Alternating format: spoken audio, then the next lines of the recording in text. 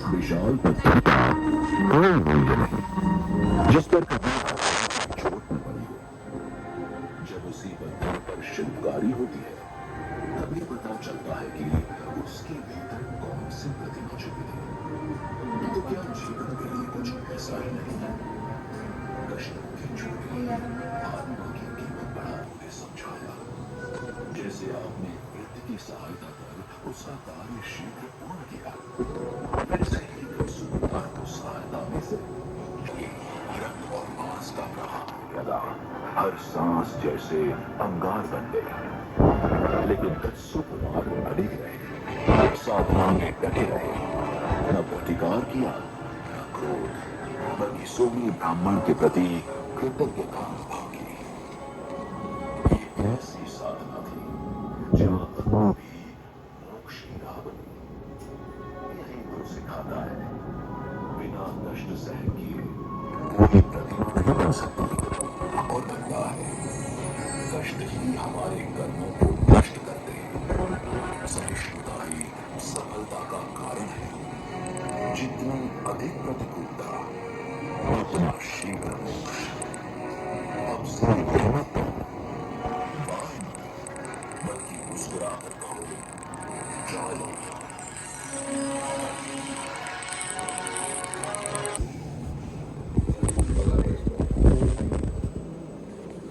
चंदन बना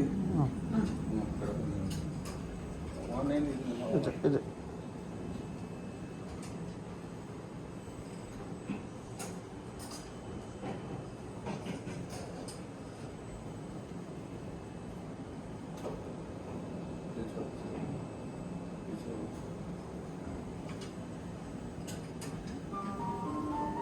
ये कहानी है कौशाम्बी नगरी की राजकुमारी चंदना की, जिनका शत्रु ने राजमहल से अपहरण किया। बाजार में बेची जाने पर वो धनावत शेठ के घर में दासी बनकर अपना जीवन व्यतीत कर रही थी। धनावत शेठ का पुत्री समान चंदना के प्रति वात्सल्य भाव शेठानी गुला के भीतर में वो चंदना के सौंदर्य के प्रति बालों को क्रूरतापूर्वक काटकर उसे बेड़ियों में बांधकर एक कोठरी में कैद कर देती है। 3 दिन बाद जब शेठ लौटते हैं तब भूखी प्यासी चंदना की स्थिति को देखकर स्तब्ध रह जाते हैं। उसे कोठरी से बाहर निकालकर उसके लिए उबाले हुए उड़द लेकर आते हैं। जैसे ही चंदना के हाथ में उड़द आते हैं, इस वेदना के बीच भी उसे बचपन में लिया हुआ एक वृत्त स्मृति में आता है।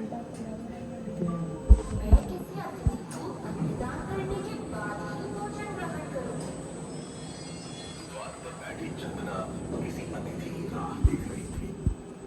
तभी भिक्षा ग्रहण करने हेतु परमात्मा महावीर वहां पहुंचते हैं। परमात्मा को देखते ही चंदना अत्यंत प्रसन्न होती है और उन्हें आहार देने आगे आती है। गहन तपस्या में लीन परमात्मा महावीर पिछले 5 महीने 25 दिनों से घर घर आहार हेतु जाते थे, लेकिन कुछ ग्रहण किए बिना ही वापस लौट जाते थे, क्योंकि उन्होंने एक विशिष्ट संकल्प अभिग्रह धारण किया था। जो राजकुमारी दासी भेड़ियों के बंधन में हो, मस्तक मूंद हो, ये बिना वापस लौटने लगते हैं। ये मेरे कैसे दुर्भाग्य। ऐसा सोचते चंदना की आंखों में आंसू की एक बूंद आ जाती है। परमात्मा अपना आखिरी संकल्प पूर्ण होते देखकर चंदना की ओर मुड़ते हैं और उसके हाथ से अपनी दीर्घ तपस्या का आरंभ करते हैं।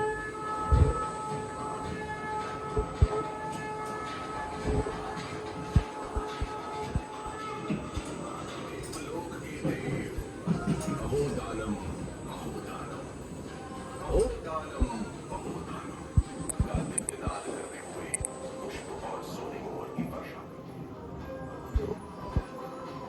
ऐसे महापुरुष को सुपात्र दान देकर चंदना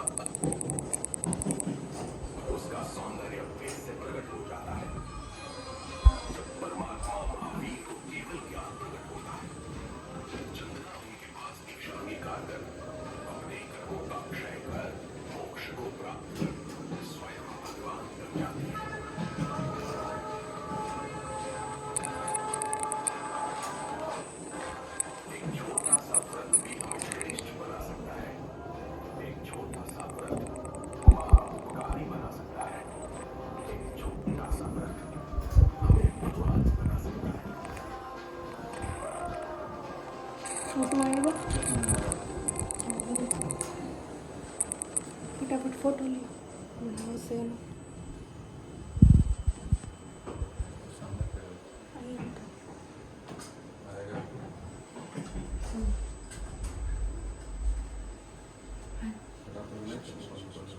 जल्दी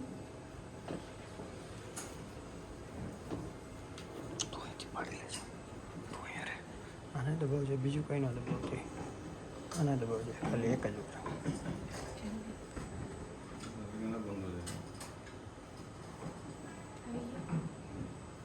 હવે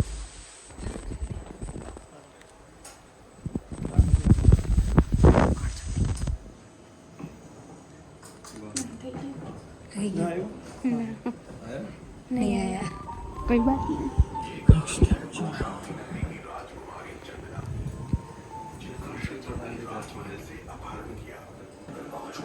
स्वादिष्ट भोजन करते समय राजा की प्रशंसा करते हुए बोले, क्या स्वाद है इस भोजन में? इतना स्वादिष्ट भोजन हमने पहले कभी नहीं चखा। तब सुबह की कहा मुस्कुराते हुए बोले,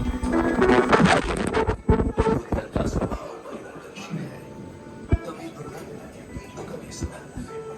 जो आज दुर्गंधमय है वह कल सुगंधित बन सकता है। जो सदा बदलता रहता है उसकी दुर्गंध से आपको तीव्र अरुचि हुई थी। मैंने उस नारे का गंदा पानी मंगाया, फिर उसे उबाल कर छान कर दूसरे घड़े में भरा, तीसरे घड़े भी वही प्रक्रिया दोहराई।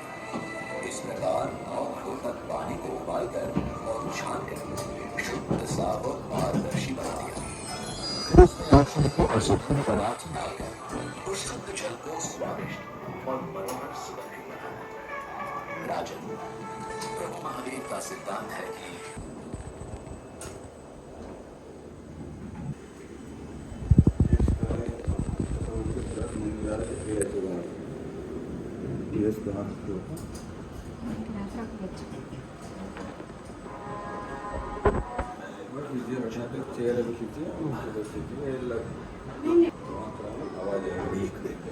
अपने दर्पण भवन करते समय अचानक मेरी एक उंगली से अंगूठी निकलकर जमीन पर गिर गई। मैंने अपने उस आभूषण रहित उंगली को देखा। एक अंगूठी के बिना यह उंगली कितनी कांतिहीन लग रही है। धीरे धीरे मैंने सारी उंगलियों की अंगूठियां निकाल दी। इन आभूषणों और विलेपनों से आकर्षित दिखता यह शरीर वास्तविकता में रक्त, मांस, परु जैसे अशुचि से भरा है। क्या मैं अपना अमूल्य मानव जीवन ऐसे क्षणभंगुर अशुचिमय देह के लिए व्यर्थ कर रहा हूं? मेरी चिंतन की धारा तीव्र गति से आगे बढ़ने लगी और अचानक इस दर्पण के सामने मेरे 4 कर्म नष्ट हो गए और मुझे सर्वोत्कृष्ट केवल ज्ञान की प्राप्ति हुई।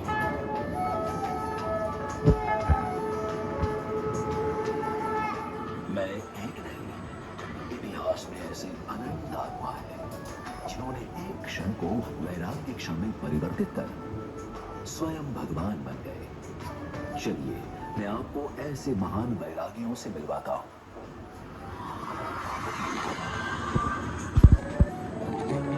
मैं मिथिला नरेश नवीन राजर्षि। अपार सुख समृद्धि के बीच एक दिन मुझे भयंकर दाज्वर हुआ।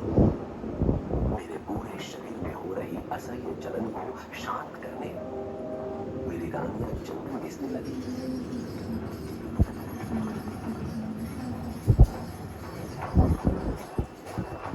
मैंने इस तीव्र आवाज को तुरंत बुलंद करने का आदेश दिया। रानियों ने अपने सौभाग्य रूपी एक कंगन रखा, बाकी सारे निकाल दिए, जिससे आवाज बंद हो गई। इस घटना से मेरा चिंतन शुरू हुआ। जहां पेट वहां शांति, जहां अनंत शांति। आप ही कहिए, आपने एक नई गाड़ी ली, अब कोई उस पर कचरा फेंक दे, होगी ना शांति? कोई उसे टक्कर मार दे, अब होगी अशांति। तो क्यों ऐसा अशांतियुक्त जीवन जीना?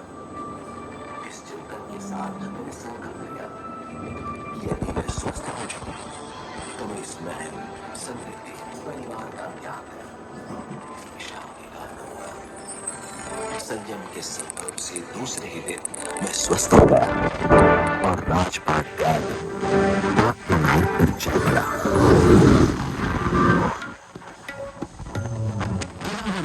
के सबसे धनी क्षेत्र का पुत्र मैं इलांची कुमार एक सर्वांगी सुंदरी नटकन्या पर इतना मुक्त था कि उसके पिता ने कहा, राजा को नृत्य से प्रसन्न करो तभी वह तुम्हारी होगी। इस शर्त को पूर्ण करने कठिन प्रयास करके मैं लगभग 35 फीट लंबी एक रस्सी पर राजा के सामने एक अत्यंत अद्भुत नृत्य प्रस्तुत कर रहा था।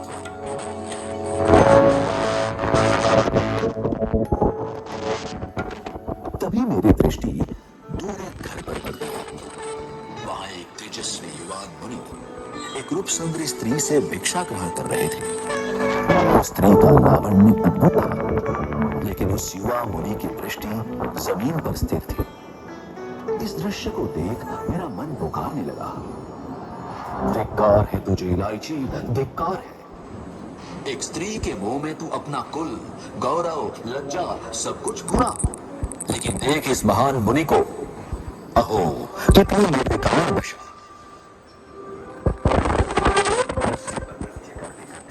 पश्चाताप से वैराग्य भाव उत्कृष्ट होने लगे और मेरे देखते ही देखते 4 कप नष्ट हो गए। मुझे केवल ज्ञान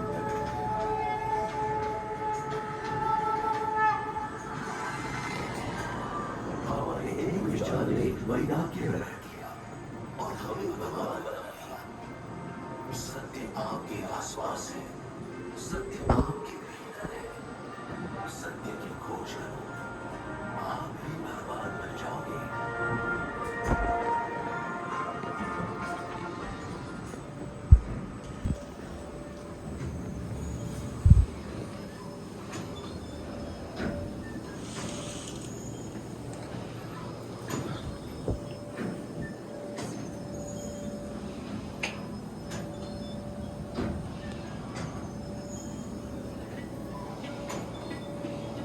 ओलसपुर नरेश विजय और रानी श्रीदेवी के पुत्र कई मुक्ता अपने मित्रों संग खेल रहे थे। तब उनकी दृष्टि उसी मार्ग से प्रसार हो रहे प्रभु महावीर के प्रथम गणधर इंद्रभूति गौतम स्वामी पर पड़े। हर्षित होकर आई गोचरी में आकर आई मुक्ता ने गौतम स्वामी से पूछा, हे भंते, क्या मैं भी आपके साथ आपके धर्मगुरु धर्माचार्य श्रवण भगवान महावीर स्वामी को वंदन करने आ सकता हूँ? गौतम स्वामी की अनुमति पाकर आई मुक्ता गौतम स्वामी के साथ भगवान महावीर के पास पहुंचकर उनका वंदन नमस्कार करते हैं। भगवान महावीर आई मुक्ता के साथ वहां उपस्थित विशाल परिषद को धर्म देशना फरमाते हैं। पूर्व जन्म संस्कारवश आई मुक्ता के अंतःकरण में वैराग्य भाव जागृत होता है। उन्हें सत्य का एहसास हुआ, मुनि कौन होते हैं, संयम जीवन क्या होता है, संसार की विशालता और संयम का सार आई मुक्ता समझने लगे। समझ शरण में ले गए और उन्हीं के शरण में आई मुक्ता ने दीक्षा अंगीकार की। एक दिन आई मुक्ता मुनि स्थविर साधुओं के साथ पात्र लेकर आवश्यक कार्य हेतु बाहर गए थे। तब उसी मार्ग में आई मुक्ता मुनि ने एक पानी से भरे हुए जलाशय को देखा और बचपन की घटना याद आने पर आई मुक्ता मुनि बाल सहज भाव से लकड़ी के छोटे से पात्र को पानी में तैराकर प्रसन्नता से चहक उठे। आई मुक्ता मुनि, रामिया में देखो देखो मेरी नाव तैर रही, देखो देखो मेरी नाव तैर रही। ये दृश्य देख स्थविर मुनि भगवान व्याकुल हो उठे और प्रभु महावीर के समक्ष जाकर गुस्सा होकर सबके सामने उसे डांट देते हैं। यह दो परिवारजनों के अंदर में किसी एक पक्ष की बात सुनकर ही आप इमीडिएट डिसीजन सुना देते हो। भगवान महावीर पूर्णतः शांत रहे, उन्होंने तुरंत कोई रिएक्शन नहीं दिया। वे तो केवल ज्ञान की दृष्टि से वरिष्ठ मुनियों से कहा, जिस आत्मा की साधुता पर आप प्रश्न कर रहे हैं, वे प्रकृति से भद्र, मीन और मेरे अंतिमवासी शिष्य इस ही भाव में मोक्ष प्राप्त होंगे। ऐसे कैसे हो सकता है? ये कैसे संभव है? आप सब उस श्रेष्ठ आत्मा के प्रति न करें, परंतु अज्ञान भाव से आई मुक्ता मुनि की सहायता और पर्यावरण करें। मनस्थिति, आप यदि परिवार या कोई ग्रुप के लीडर है तो आपकी क्या मनस्थिति होनी?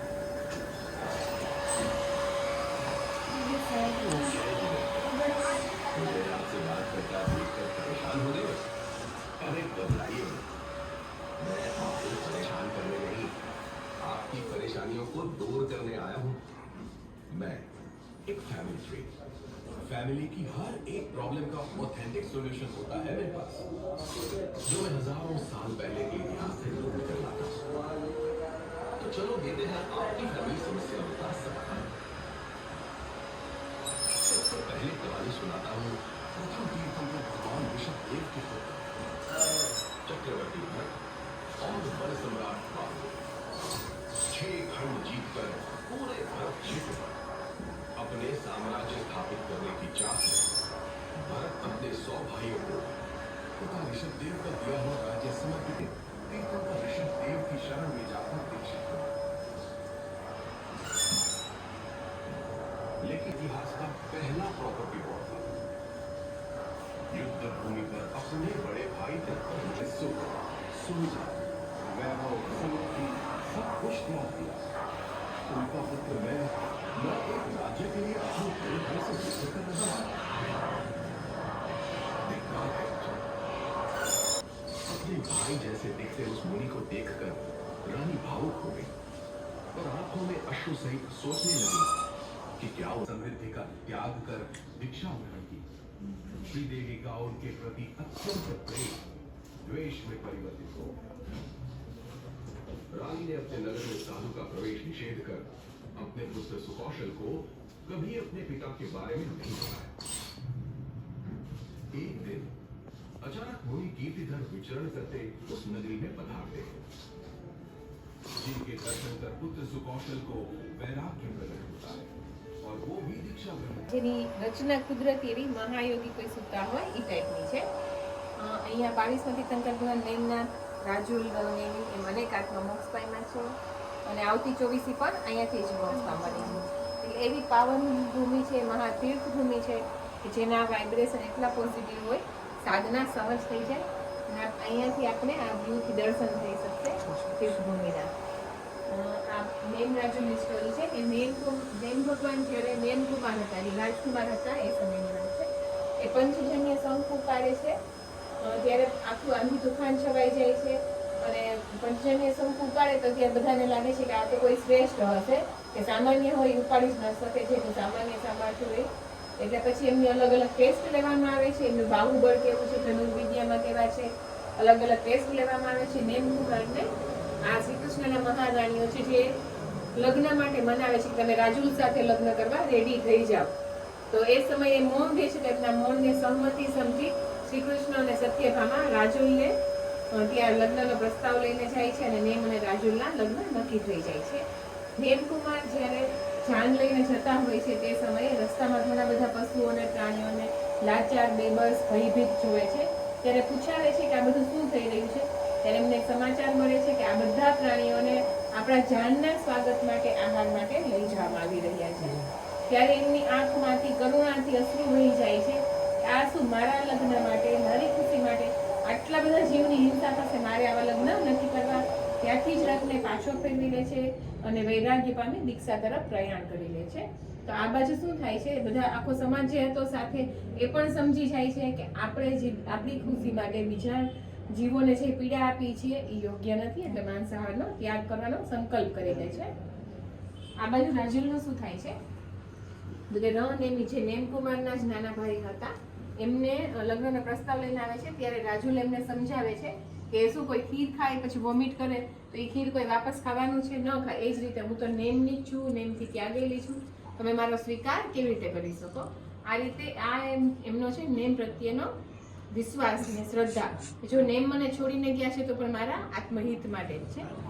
તો બીજી બાજુ જ્યારે નેમકુમાર દીક્ષા લઈ મુનિ બની કેવળ જ્ઞાન તરફ આગળ વધી રહ્યા ત્યારે રાજુલ રાજમહેલમાં હતા છતાં અલિપ્ત ભાવમાં હતા અને એમનું ડિવોશન એટલું હતું કે જો નેમ ત્યાં હું એટલે એમના ત્યાગના માર્ગે એ પણ જાય છે અને મોક્ષને પામી જાય છે.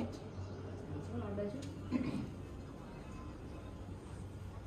એવું કહેવાય છે કે જેવા ભાવ એ પ્રમાણે આપણું ભવિષ્ય સર્જાતું હોય છે. લંડનની સત્ય ઘટના જાણીએ. એમાં એક યંગ કપલ હતું, એમને ત્યાં એક બાળક જન્મે છે. તો એ બાળક ડાર્ક સ્કિનનો જન્મે છે અને ત્યારે એ બંને હોય છે એકદમ ફેર ગોરા હોય છે. તો હસબન્ડને થાય છે કે આપણી સાથે કંઈ ચીટ થયું છે, કોર્ટ કેસ પણ કરે છે. ત્યારે હિપ્નોથેરાપીથી ખબર પડે છે કે એમના વાઈફ જે સમયે પ્રેગ્નન્ટ હતા ત્યારે એમની સામે ફૂલ સાઇઝનું પેઇન્ટિંગ હતું એક આફ્રિકન ફૂટબોલ પ્લેયર ચેમ્પિયનનું. એમને જોતા અને ભાવ કરતા કે મારું બાળક પણ આવું ટેલેન્ટ વાળું સ્ટ્રેન્થ બને, ચેમ્પિયન બને. એટલે એમના ભાવ સામે દ્રશ્ય એનું રિઝલ્ટ આવ્યું કે એમનું બાળક જન્મ્યું ત્યારે ડાર્ક સ્કિનનું જન્મ્યું. એટલે આ રીઝનને કારણે ડાર્ક સ્કિનનું જન્મ્યું તો એના ઉપરથી પ્રૂવ થયું કે આપણી આસપાસ જે પણ હોય છે સરાઉન્ડિંગમાં એના ઉપર આપણા ભાવોની અસર થાય છે અને આપણા એ પ્રમાણે ભવિષ્યનું સર્જન થતું હોય છે. આર્ટ ગેલેરીનું વિઝન એ જ છે એક સ્ટોરીમાંથી આપણા લાઈફમાં યુઝફુલ થાય એ રીતને આપણે આપણા ભાવોનું પરિવર્તન લાવીએ, કર્મબંધથી અટકીએ. તો આ કેનવાસ એક માધ્યમ છે કે જે આપણે પેઇન્ટિંગ જોઈ રહ્યા છીએ બધી એક કેનવાસ છે. તો એક માધ્યમ બનાવ્યું છે જેના દ્વારા આપણે આપણા ભાવોમાં પરિવર્તન લાવી શકીએ, આપણા ઇમોશન ઉપર ઇફેક્ટ થાય અને જોયેલું લોંગ ટાઈમ સુધી યાદ રહેતું હોય છે, સાંભળેલું ભૂલી જતા હોય છે. એ વિઝનથી આર્ટ ગેલેરીની સર્જનની શરૂઆત થઈ 2012માં. ત્યારે એક પરમ ગુરુદેવે ઉવાઈ સૂત્રમાં જે પરમાત્માનું ડિસ્ક્રિપ્શન છે એની વાંચણી કરી. એ પછી આર્ટિસ્ટની શોધ કરી વિવી સાપરજી કરીને. એમને ગાઈડન્સ પ્રમાણે ઘણા બધા સ્કેચ રજૂ કર્યા. જે 15મું સ્કેચ આ પ્રમાણે હતું જે પાસ ન થયું. એના પછી ઘણા બધા સ્કેચ રજૂ કરતા ગયા. 75 સ્કેચ આ પ્રમાણે હતું જે પણ પાસ ન થયું ગુરુદેવના વિઝન પ્રમાણે ન હતું, પરમાત્માનું ડિવાઇન સ્વરૂપ જેવું હોય એ પ્રમાણે ન હતું.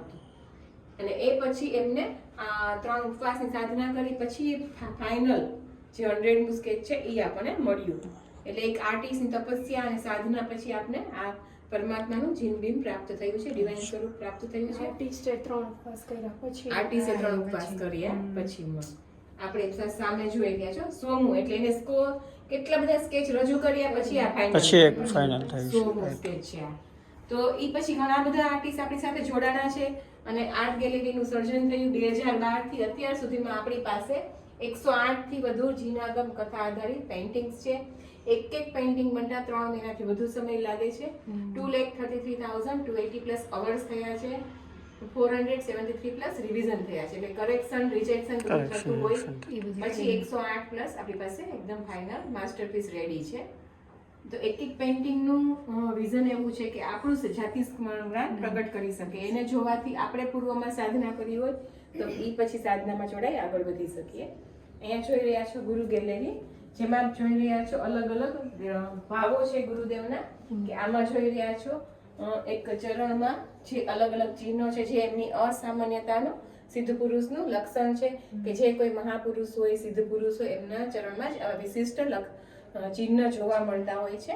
આમાં આપ જોઈ રહ્યા છો સાધના પુરુષ કે મંત્ર સાધના જે સિદ્ધ કરેલું છે એમને, એના દ્વારા સાધનાના પ્રભાવે ઘણા બધા ભાવિકો એમની આત્માનું કલ્યાણ કરી શકે છે. આમાં વાત્સલ્યનો ગુણ, આમાં વિનયનો ગુણ જોઈ રહ્યા છો. ગુરુદેવ ઓલવેઝ કહેતા હોય છે કે જેનામાં વિનય છે એ બધા ફિલ્ડમાં સક્સેસ જાય છે. વિનય એટલે ખાલી ઝૂકવું નહીં પણ નાના મોટા દરેક સાથે આપણે નમ્રતાથી પોલાઇટલી વાત કરીએ. અને આમાં જોઈ રહ્યા છો કરુણાનો ગુણ કે એમના શિષ્યને કેવી રીતે ભણાવે છે, સંભાળે છે, સારે છે. આમાં પણ પરમાત્માથી નજીક છે. વિનયનો ગુણ, ઝૂકીને પ્રણામ કરે છે. આવી છે. અને આ પેઇન્ટિંગ્સનું બુક પણ કરાવી શકો છો. આપને કોઈને ભાવ હોય, આપના ઘરની સાઇઝ પ્રમાણે રાખવા ભાવ હોય તો આપણે આમાંથી કોઈ પણ, અને બીજા પણ ફોટોઝ છે સિલેક્ટ કરી શકો છો. 4-5 ફોટો છે. જય જીનેન્દ્ર. આપી દે કે નીચે? હા, અહીંયા જ રાખી દે.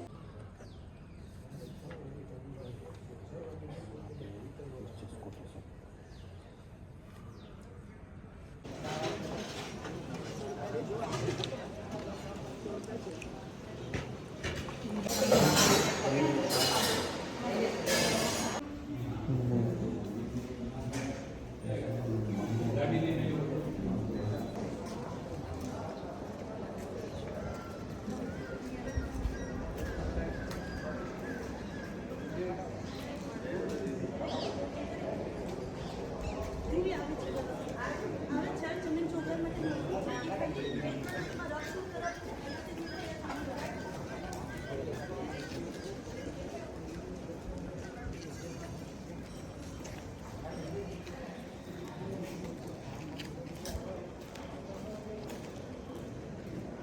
આપણે